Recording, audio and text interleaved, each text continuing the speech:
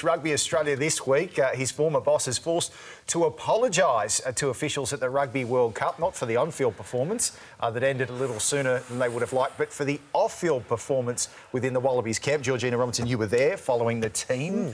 How much is there to this story? There's a lot to the story, but I mean, it's all out there.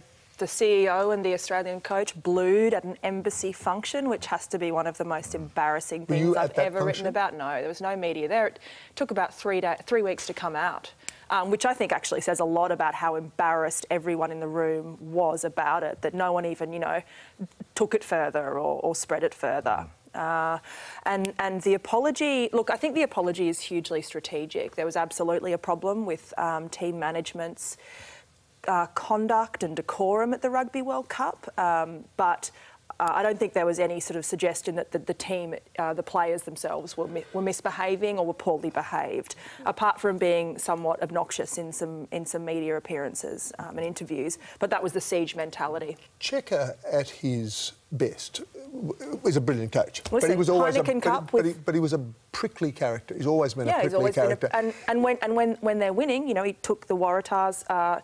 I haven't covered something so stunning as Michael Checker taking the Waratahs to a Super Rugby final, and there's never been better rugby. I mean, he did it well. But the role of the manager sometimes is to say to the coach, "You're the manager of the team. Pull your head in, mate, and pull it in now." Yeah. Who was the manager, and did he say or she say, "Pull your head in, mate"? The manager, the team manager, was Pat Mollahan, who was a childhood friend, former journo, childhood friend of Michael Checker's.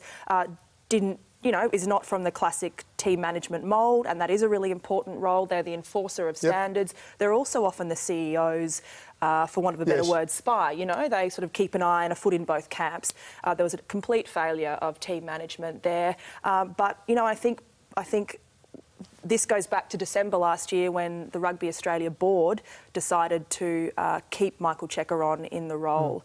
And, you know, everyone knew that, you know, he's a prickly character and these things are going to come up. I don't think anyone realised how bad it would get. And in hindsight, it was probably the wrong decision. Next quick question. Did the Wallabies themselves behave well around fans, around supporters? Were they hospitable? You know, were they welcoming and hospitable, good? Right. And everything you'd expect. I mean, Michael Hooper, the captain, has never put a foot wrong, and that was broadly transferred through the whole playing group. He had to not put a foot wrong because he had Israel Folau just coming down the hill, about to be captain. And I think one of the things that was really lost, and what I've come to learn by talking to people like Michael Checker after the World Cup and a lot of people involved in the team, is that for the last 12 months, and particularly through the Israel Folau saga, that team was being held together, you know, by a thread.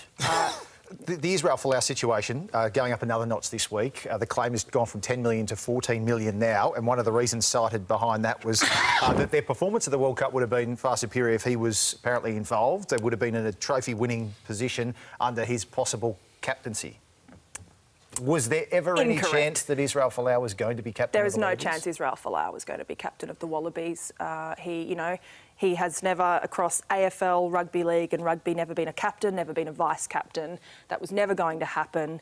But what it was a classic case of is legal strategy. It's like the great cricketer in Canberra who, you know, suffered an injury, sued his employer, played for the same club as Nathan Lyon, and in the statement of claim said, "I was on a trajectory in my career similar to Nathan Lyon's." I was very interested in your piece on that.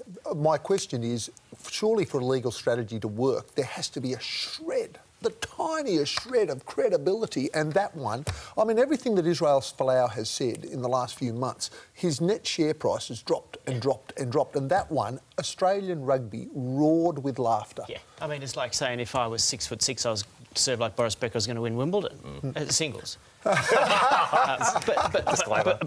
really, it's atrocious thinking. Look, he was one of a squad of 31. He would have been in the starting 15. So if we're talking in legal terms, perhaps you could claim reasonably there was half a chance or a quarter of a chance. The point is, it's not meant to be credible. It is merely meant to serve a legal strategy, and there would be expert evidence perhaps called on in the court of law. But tomorrow's mediation, and I expect Raylene Castle to be walking into mediation and to be going really hard for a settlement. Yeah. Really? But hang on, we're going really hard for a settlement, throwing $1 his way. I would say you've trashed rugby, you've trashed your team, you've trashed the lot. Get nicked, here's your hat, what's your hurry? breaking news. I agree with you. I would not send $1 his way. Stop I agreeing. agree with you. Stop agreeing, you two.